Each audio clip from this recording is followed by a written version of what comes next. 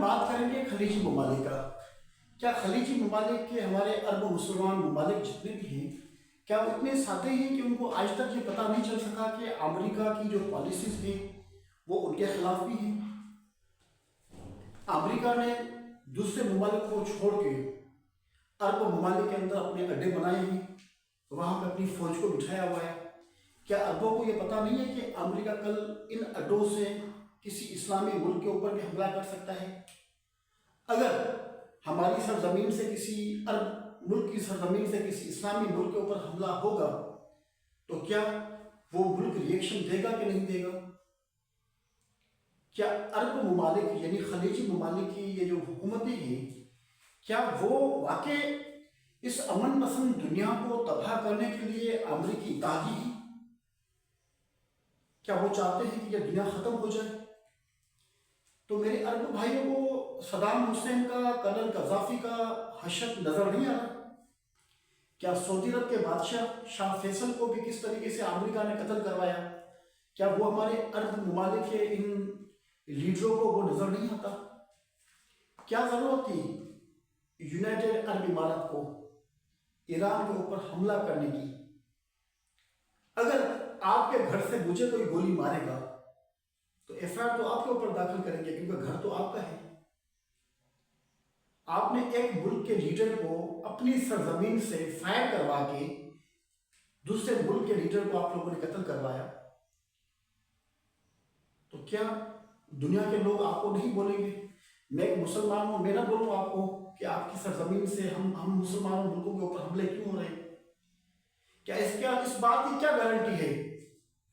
اس بات کی کیا گارنٹی ہے کہ کل خلیجی ممالک، ان ہمارے عرب ممالک جو ہمارے بھائی ہیں مسلمان، ان کی سرزمین سے کل پاکستان کے اوپر بھی حملہ ہو سکتا ہے؟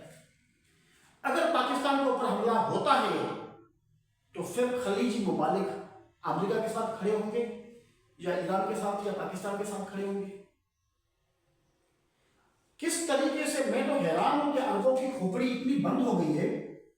کیا عربوں کی کھوپڑی کے اندر اتنا جو نا وہ دماغ نہیں رہا ہے عربوں کے دماغ میں، ذہن کے اندر، کہ وہ امریکی پالیسی کو سمجھ سکیں کہ یہ جو ہماری سرزمین ہے، یہ ہماری سرزمین سے اگر کسی ملک کے اوپر حملہ ہوگا تو لازمی ہمارے اوپر بھی سامنے والا حملہ کرے گا۔ اب عربوں نے امریکہ کے کہنے کے اوپر خلیج ممالک نے ایک اتحاد بنایا اپنا، کہ ایران کو بتا رہے ہیں کہ آپ ہمارے اوپر حملہ نہ کریں۔ ٹھیک ہے، ایران آپ کے اوپر حملہ نہیں کرے گا، آپ لوگ ایران کے اوپر حملہ نہ کریں، آپ لوگوں کی سرزمین ایران کے خلاف استعمال ہوگی لیکن ایران آپ کے اوپر حملہ نہ کرے۔ اس سے یہ ثابت ہوتا ہے کہ اس امن پسند دنیا کو تباہ کرنے کے لیے خلیجی ممالک برابر کے شریک ہیں۔ ہم دیکھتے ہیں اس سسٹم کو اگر ہم سمجھیں، کیا سعودی عرب کی جو حکومت ہے کیا وہ اسلام کو سپورٹ کر رہی ہے؟ یعنی سعودی عرب جس کے اندر رسول اللہ صلی اللہ علیہ وسلم نے مندر گرائے تھے، یعنی مورتیاں ختم کر دی تھی، بھئی یہاں پہ ملک نہیں ہوگی کیونکہ یہ اسلامی ملک ہے، وہ اسلام نبی صلی اللہ علیہ وسلم جس نے اسلام کی بات کی تھی، کہ آج اس اسلامی ملک کے اندر وہ چیزیں چل رہی ہیں جن چیزوں کے بارے میں رسول اللہ صلی اللہ علیہ وسلم نے پیشن گویا کی تھی کہ آگے آگے چل کے یہ چیزیں ہوں گی، تو کیا وہ چیزیں نہیں ہو رہی؟ سعودی عرب کے اندر مکے اور مدینہ شریف کے مختلف علاقوں کے اندر ساتھ میں جو نزدیک والے علاقے ہیں، وہاں پہ ان قسم کی چیزیں نہیں ہو رہی جو اسلام کے خلاف ہیں۔ تو سعودی عرب جیسا ایک اسلامی ملک، کیا وہ اپنی سرزمین امریکہ کو دینے سے پہلے اس نے نہیں سوچا تھا کہ یہ امریکی جو چال ہے آگے چل کے ہمیں کہاں تک لے کے جائے گی؟ یہ ساری چیزیں خلیجی ممالک کو ذہن میں ہیں۔ کوئی بھی ایسا خلیجی ملک نہیں ہے جس کے ذہن میں یہ بات نہیں ہے کہ امریکہ غدار ہے، سب کو پتا ہے، لیکن ہمارے جتنے بھی عرب ممالک ہیں وہ کبھی بھی امریکہ کے ساتھ اپنے تعلقات خراب نہیں کریں گے۔ नंबर पहली बात, अमेरिका की मैशत को सबसे ज्यादा ताकत देने वाला सऊदी अरब और यूएई है, यूनाइटेड अरब इमारात। अमेरिकी सदर ट्रंप के जो बेटे हैं और उनकी फैमिली के कुछ और लोग हैं जिनकी सऊदी अरब और यूएई और दूसरे इस्लामी ममालिक के अंदर शेयरिंग है, बिजनेस शेयरिंग है।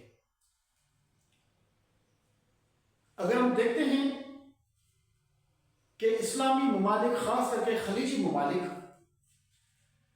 तकरीबन 2018 से लेकर 2026 के बीच में इन लोगों ने ऐसी कुछ इस्लामी ममालिक ने कुछ पॉलिसीज बनाई थी जो दुनिया के दूसरे ममालिक, जो कमजोर ममालिक हैं, उनके खिलाफ थी। आप ऐसे कहें कि वो पाकिस्तान के भी खिलाफ थी। हमारे ये वज़ीर आज़म जा रहे हैं ना, सऊदी अरब के बादशाह से मुलाकात करने जा रहे हैं कि आप सफर करें, सफर करें। ईरान हमला कर रहा, फिर बोल रहा सफर करो, सफर करो। क्यों, किस लिए? हालांकि सऊदी अरब पाकिस्तान का इत्तेहादी है।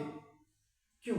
इसलिए कि पाकिस्तान को पता है कि बहुत बड़ी गेम हो गई है।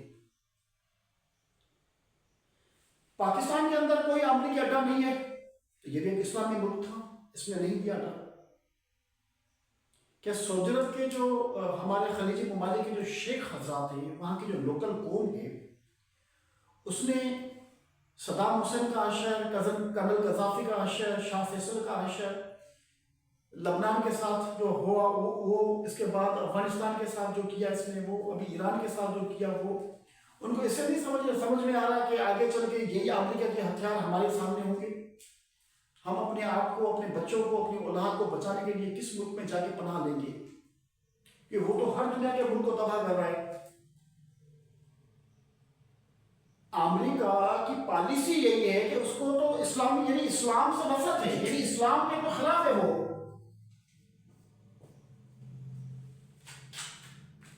यानी इस्लाम, रसूलुल्लाह सल्लल्लाहु अलैहि वसल्लम के इस दीन का तो वो दुश्मन है। तो जब रसूलुल्लाह सल्लल्लाहु अलैहि वसल्लम के दीन का वो दुश्मन है, तो हमारे खलीजी ममालिक के, हमारे मुसलमान अरब इस इस्लाम के दुश्मन मुल्क के साथ क्या कर रहे हैं? आखिर क्या, कौन सी ऐसी चीज है जो बीच में हो चुकी है जिसके बारे में दुनिया के बहुत से लोग नहीं जानते? ऐसा तो कोई एग्रीमेंट है जिसके बारे में दुनिया के बहुत से लोग नहीं जानते कि अमेरिकी पॉलिसीज खलीजी ममालिक को किस तरीके से यरगमाल कर चुकी है। मैंने इंडियन चैनल में देखा कि यूएई के एक एम्बेसडर के बारे में बताया गया कि वो इसराइल को तस्लीम करने के लिए और इसराइल की जासूसी करने के लिए मुख्तलिफ दुनिया के ममालिक को टच करता था। यानी दुनिया के एम्बेसडरों से बात करता था, उनसे गपशप लगाता था, मीटिंग करता था और फिर वहां से इंफॉर्मेशन लेके इसराइल तक पहुंचाता था। ये सारी चीजें हमारे अरब और खलीजी ममालिक लोगों को ये सोचनी चाहिए कि जो मुल्क हमारे दीन का दुश्मन है, दूसरे हमारे इस्लामी मुल्कों को तबाह और बर्बाद कर करके ईरान तक पहुंचा है, आज के दिन इसकी स्टेटमेंट आई है कि पाकिस्तान से भी हमें खतरा है। तो क्या हमारे खलीजी ममालिक की सरजमीन पाकिस्तान के खिलाफ इस्तेमाल होगी? क्योंकि हमें तो इन अरबों का पता ही नहीं चलता, खलीजी ममालिक के लोगों का, कि आखिर कौन कौन से एग्रीमेंट्स हैं जो आप लोगों ने अमेरिका के साथ, इसराइल के साथ किए हुए हैं। तो बहुत सी ऐसी चीजें जो दुनिया के मुल्क नहीं जानते, जो सब आप लोग जानते हैं, खलीजी ममालिक के खास लोग जानते हैं। भाई यूएई एक बहुत बड़ा मुल्क है, लेकिन इसका एक ही मालिक है जिसका मुल्क है, उसने खुद अपना टूरिस्ट के हवाले से एक सिटी बनाया है, फिर आप बढ़ते बढ़ते मुल्क बन गया। आप चले जाएं, देखें इसको, अपना सऊदी अरब को देखें, अभी बिन सलमान तक ही महदूद है सारा सिस्टम, कोई और बंदा आने की जरूरत नहीं करता। कतर को देखते हैं तो कतर भी उस लेवल पे खड़ा हुआ है। ہم ترکی کو دیکھتے ہیں تو ترکی بھی سائڈ پہ کھڑا ہوا ہے. ہم پاکستان کی پالیسی کو دیکھتے ہیں تو پاکستان کی پالیسی کچھ بہتر ہے. پاکستان کی جو انٹیلیجنس ہے وہ برابری کے بنیاد پہ کام کر رہی ہے. یعنی پاکستان کی جو پالیسی ہے وہ ایران اور اسرائیل وار کے اندر بہت زبردست ہے. یعنی ایک ملک ہو کے جس طریقے سے وہ سسٹم کو بنا رہا ہے، نہ امریکہ کو اس نے سرزمین دی استعمال کرنے کے لیے، نہ اڈے استعمال کرنے کے لیے. حالانکہ 800 سے 1000 کلومیٹر بارڈر ہے ایران کا پاکستان کے ساتھ، کوئی سپورٹ نہیں کی اس کو. تو خلیجی ممالک، ہمارے مسلمان بھائی ممالک کل اپنے انجام کے لیے تیار رہے. دیکھیں، آج سے 20 سال پہلے اگر ہم سنتے تھے نا کہ کسی ملک کے اوپر حملہ ہوا ہے تو ہمارے مرد خواتین مسجدوں میں عبادت کر کے دعا کرتے تھے کہ ہمارے مسلمان ارب بھائی ہیں، اللہ تعالیٰ ان کی گہری مدد فرمائے.